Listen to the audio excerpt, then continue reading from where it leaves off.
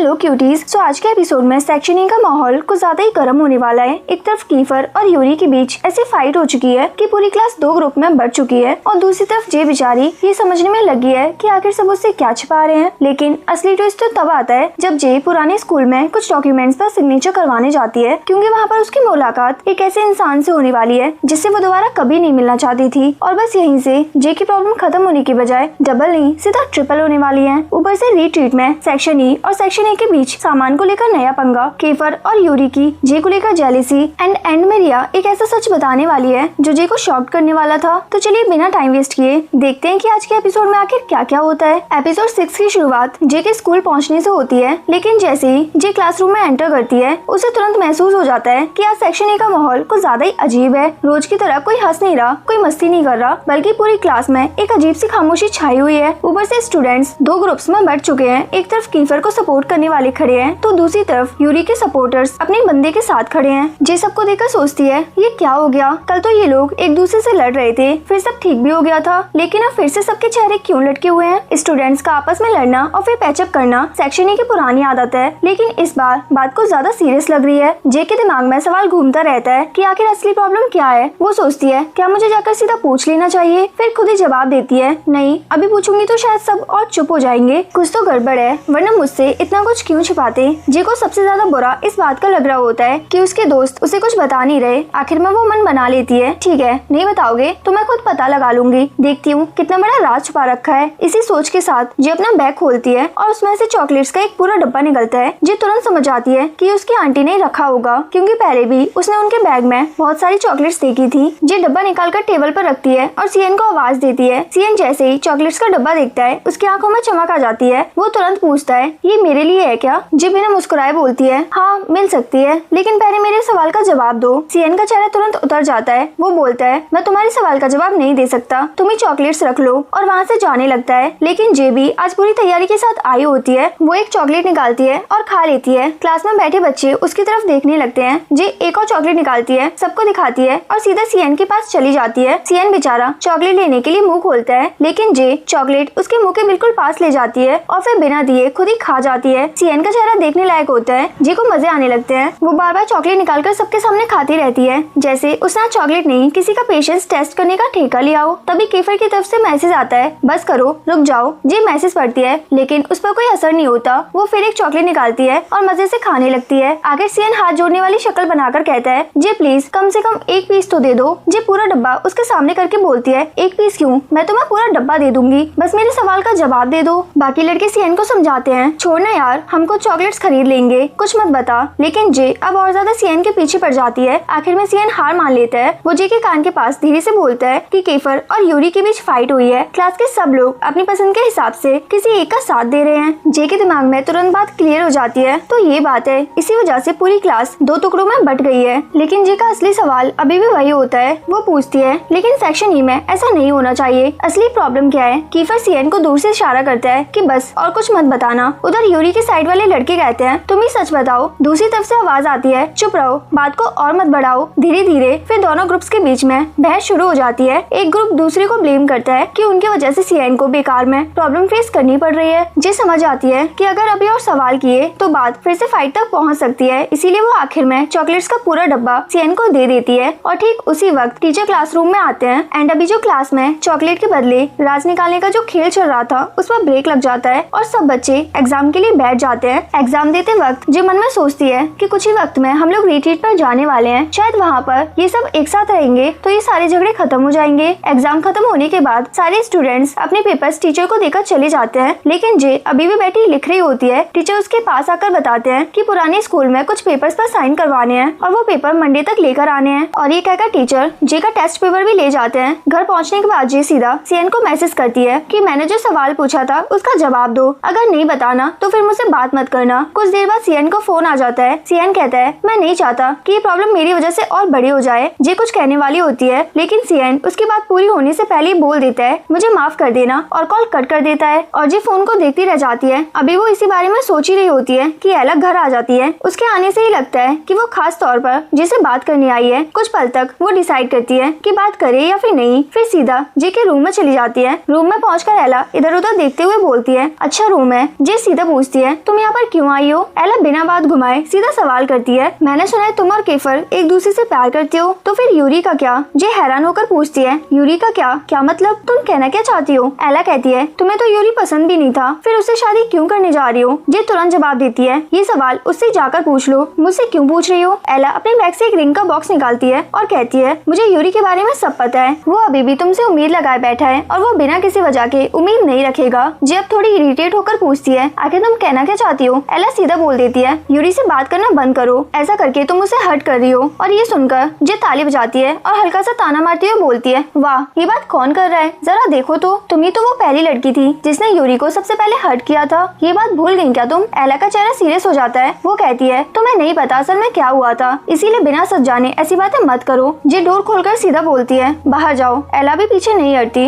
वो कहती है, तुम मेरे बारे में कुछ नहीं जानती, इसीलिए मेरे बारे में ऐसा मत बोलो। जे तुरंत जवाब देती है, और तुम भी मेरे बारे में कुछ नहीं जानती, इसीलिए चुप रहो और यहाँ से निकल जाओ। एला वहाँ से जाने लगती है, लेकिन जाते जाते एक और बात बोलती है, केफर के साथ रहने का तुम्हें एक दिन जरूर अफसोस होगा, क्योंकि उसकी जिंदगी में पहले मैं थी। इसके बाद सब लोग रिट्रीट के लिए निकलते हैं। वहाँ पहुँचने के बाद यूरी को एला का मैसेज आता है, एला उससे बात करना चाहती है। यूरी मैसेज पढ़ लेता है, लेकिन कोई जवाब नहीं देता। इसी बीच दूसरी क्लास की रिया और दो लड़कियां भी रिट्रीट पर आ जाती हैं। रिया को वो जगह बिल्कुल पसंद नहीं आती, इसलिए वो दोनों लड़कियों को लेकर वहाँ से चली जाती है। बाकी सब स्टूडेंट्स फोटोज लेने लग जाते हैं, कोई ग्रुप फोटो लेता है तो कोई अलग अलग पोज में फोटो लेता है। मतलब रिट्रीट कम और फोटो एल्बम बनाने का कॉम्पिटिशन ज्यादा लग रहा होता है। शाम होते होते सब टेंट्स लगाने की तैयारी करते हैं। जे को टेंट लगाने में दिक्कत होती है तो कीफर तुरंत उसकी मदद करने आ जाता है। इसी दौरान जे कीफर को बताती है कि अगले दिन उसे पुरानी स्कूल जाना है और कुछ डॉक्यूमेंट्स पर सिग्नेचर करवाने हैं। कीफर तुरंत कहता है, मैं भी तुम्हारे साथ चलूंगा, पर जे मना करती है, नहीं, टीचर को भी पता है, मैं अकेली जाकर काम करूंगी और वापस आ जाऊंगी। कीफर कहता है, जिद मत करो जे, अगर तुम्हें वहाँ पर कोई प्रॉब्लम हो गई तो मैं तुम्हारे साथ चलूंगा। तभी यूरी भी आ जाता है और बोलता है, मैं भी तुम्हारे साथ चलूंगा। जे दोनों को देखकर कहती है, मैं कल सुबह बताऊंगी, लेकिन मन में उसका प्लान कुछ और ही होता है। वो सोचती है, अगर ये दोनों मेरे साथ जाने की जिद करेंगे तो इनके उठने से पहले ही मैं चुपचाप निकल जाऊंगी। इसी बीच सीएन खाना लेने के लिए चला जाता है और जे भी खाना लेने के लिए चली जाती है। जे के जाते ही कीफर एडिक्स को बुलाता है और कहता है, कल सुबह जे पर नजर रखना। अगली सुबह जे अपने प्लान के मुताबिक सबको पीछे छोड़कर चुपचाप अपने पुरानी स्कूल के लिए निकल जाती है। स्कूल के गेट पर सिक्योरिटी गार्ड उसे देखकर पहले गौर से देखते हैं और पूछते हैं, जे ये तुम ही हो ना? जे मजाक में बोलती है, नहीं नहीं, ये तो मेरा भूत है, आप कैसे हैं? वो पूछते हैं, सच में तुम जे हो ना? यहाँ पर क्यों आई हो? क्या दोबारा इसी स्कूल में पढ़ने आ रही हो? जे बताती है, नहीं, कुछ डॉक्यूमेंट्स पर सिग्नेचर करवाने हैं, इसीलिए आई हूँ। वो कहते हैं, तुम्हारे जाने के बाद यहाँ पर बहुत सारी चीजें बदल गई हैं। जे पूछती है, तो क्या सारे प्रॉब्लम्स खत्म हो गए? वो कहते हैं, पुराने लोग तो चले गए हैं, लेकिन नए लोग आ गए हैं। फिर वो बताते हैं कि साइरस, जो कभी जे का बॉयफ्रेंड था, दोबारा स्कूल में आ गया है। और ये सुनते ही जे के चेहरे के एक्सप्रेशंस बदल जाते हैं। वो मन में सोचती है, इन्हें भी पता है कि वो मेरा बॉयफ्रेंड था। फिर जे उनसे कहती है कि अब वो मेरा बॉयफ्रेंड नहीं है, तो वो मुस्कुराकर कहते हैं, अच्छा ये तो बहुत खुशी की बात है, अब जाओ सिग्नेचर्स करवा लो। जे वहाँ से जाने से पहले उनको आवाज देती है और कहती है, पहले मैंने आपसे जिस भी तरह से बात की थी उसके लिए मुझे माफ कर दीजिए। गार्ड कहते हैं, कोई बात नहीं, उन बातों को मत सोचो, बस एक चीज हमेशा याद रखना, केयरफुल रहना, यही सबसे जरूरी है। जे सिर हिलाकर अंदर चली जाती है। अंदर जाते वक्त उसके दिमाग में बस एक ही बात चल रही होती है कि साइरस उसे देख न ले, लेकिन किस्मत को शायद जे की ये बात बिल्कुल पसंद नहीं आई थी। जैसे ही जे क्लासरूम में एंटर करती है, सामने वही साइरस बैठा होता है जिससे बचने के लिए वो दुआ कर रही थी। साइरस जे को देखकर बिल्कुल शांत तरीके से बोलता है, तुम्हें देखकर बहुत खुशी हुई। जे कुछ नहीं बोल पाती और वहाँ से निकलने की कोशिश करती है, लेकिन साइरस उसे जाने नहीं देता। वो जे की नेक पकड़ लेता है और कहता है, मुझे पता था तुम वापस आओगी। पता है क्यों? क्योंकि मैं तुम्हें बहुत मिस करता हूँ। जे दर्द में कहती है, साइरस मुझे छोड़ो, मुझे पेन हो रहा है। साइरस जवाब देता है, जो दर्द अब तुम महसूस कर रही हो वो मेरे साथ भी हुआ था। ये कहकर वो जे को छोड़ देता है। जे वहीं बैठ जाती है। साइरस उसे देखकर मुस्कुराता है और वहाँ से चला जाता है। इसी वक्त एक टीचर क्लासरूम में आती है। जे को देखकर हैरान होकर कहती है, जे तुम यहाँ पर? फिर पूछती है, सिग्नेचर्स लेने आई हो क्या? टीचर मजाक में बोलती है, आज तो तुम बहुत तमीज से बात कर रही हो, पहले तो मुझे देखते ही तुम हमेशा डांट दिया करती थी। वो कहती है कि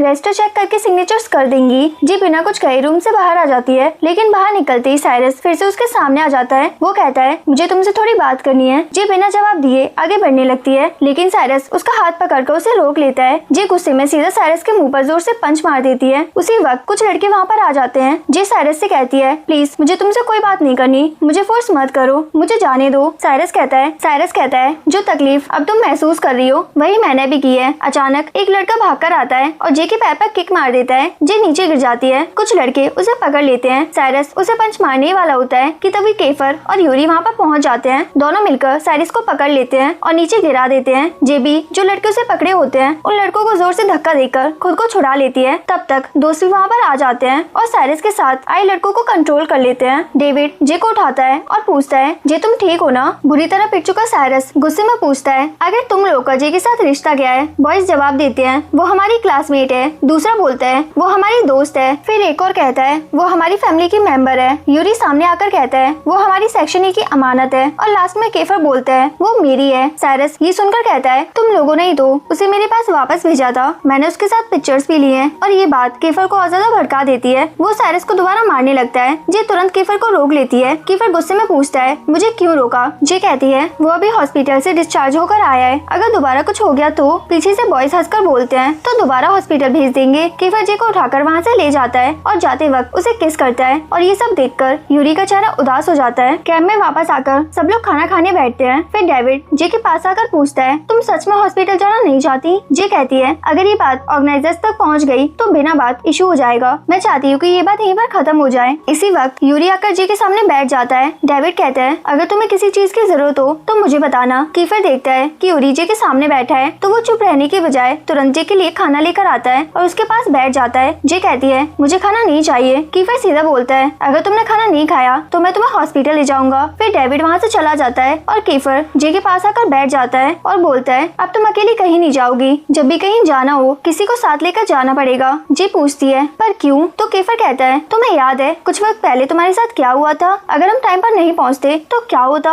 अभी तक तुम हॉस्पिटल में होती। तो जे कहती है, मुझे नहीं पता था कि ऐसा हो जाएगा, लेकिन अब तो कुछ नहीं हुआ ना? वैसे भी सब कुछ ठीक है। तो कीफर पूछता है, अच्छा तो अभी जो साइरस ने किया उसे क्या कहोगी? तो यूरी कहता है, मुझे लगा था कि अभी भी साइरस हॉस्पिटल में है। फिर जे बताती है, वो कुछ दिन पहले ही डिस्चार्ज हुआ है, इसीलिए स्कूल आया था। तो कीफर पूछता है, तो क्या तुम्हें पहले से पता था? यूरी भी पूछता है, कहीं तुम उसे देखना तो नहीं चाहती थी? जे हैरान होकर कहती है, ऐसा कैसे हो सकता है? मैं ना उसे देखना चाहती थी और न ही उससे बात करना चाहती थी। कीफर पूछता है, तो फिर वहाँ पर क्यों गई थी? कहीं तुम उसे देखने ही तो नहीं गई थी? जे गुस्से में बोलती है, मैं क्यों उसे देखने जाऊंगी? फिर जे दोनों को देखती है और पूछती है, तुम दोनों साइरस से जेलिस हो रहे हो क्या? यूरी तुरंत बोलता है, नहीं तो। और उसी वक्त कीफर बोल देता है, हाँ। जे दोनों को देखकर कंफ्यूज हो जाती है। एक नहीं बोल रहा है और दूसरा हाँ बोल रहा है। आखिर तुम दोनों का प्रॉब्लम क्या है? यूरी समझाता है, तुम इंजर्ड हो गई थी इसीलिए हम गुस्से में हैं, क्योंकि उस वक्त हम तुम्हें बचाने के लिए वहाँ पर नहीं थे। जे यूरी की बात सुनती है। फिर वो कीफर की तरफ देखकर पूछती है, और तुम? कीफर फाइनली सच बोल देता है, मुझे तुमसे जेलिसी है। जिस लड़की को तुम पसंद करते हो उसे उसके एक्स बॉयफ्रेंड के पास देखना किसी भी लड़के को पसंद नहीं आएगा। जे एकदम चुप हो जाती है। कीफर पास बैठे बॉयज से पूछता है, तुम लोग बताओ, अगर मेरी जगह तुम में से कोई होता तो? एक लड़का कहता है, मुझे भी जेलिसी होती। दूसरा बोलता है, मैं तो रो देता। तीसरा कहता है, और मैं उसे रुला देता। चौथा बोलता है, मैं तो किक मार देता। जे उन सबको देखकर बोलती है, तुम लोग पागल हो गए हो क्या? साइरस से कौन जेलिस होगा? कीफर जे को वार्निंग देता है, अगर तुम उसे दोबारा देखोगी ना तो मैं उसे तुम्हारे पास नहीं आने दूंगा, और अगर जरूरत पड़ी तो तुम्हें घर में बंद कर दूंगा। यूरी एक आइडिया देता है, हम उसे इरिटेट कर सकते हैं। कीफर कहता है, ये आइडिया अच्छा है। यूरी बोलता है, ठीक है, फिर हम लोग बिल्कुल वैसा ही करेंगे। इसके बाद सब लोग टेंट्स की तरफ चले जाते हैं। वहाँ पर उन्हें कूलर बॉक्स नजर नहीं आता। कुछ लोग उसे पहले ही लेकर जा चुके होते हैं। सब लोग देखते हैं कि और क्या क्या चीजें गायब है। वहाँ पर एक पार्टी किट मिलती है जो लड़कियाँ यूज करती हैं। चेक करने पर पता चलता है कि वो सेक्शन ए की किसी लड़की की है। सबको समझ आ जाता है कि सेक्शन ए वाले काफी सामान लेकर गए हैं। उधर सीएन का टेंट भी किसी ने खराब करके छोड़ा होता है। सीएन अपना टेंट सही करता है, लेकिन अचानक उसे वहाँ पर एक स्नेक दिखाई देता है। वो डरकर जोर से चिल्लाता है। जे तुरंत उसके पास जाती है। ध्यान से देखने पर पता चलता है कि वो असली स्नेक नहीं बल्कि डमी स्नेक है। सीएन के दिमाग में तुरंत एक प्लान आता है। वो कहता है, जो चीजें सेक्शन ए वाले ले गए हैं उन्हें वापस लाना पड़ेगा। कल सुबह सब लोग जल्दी उठना।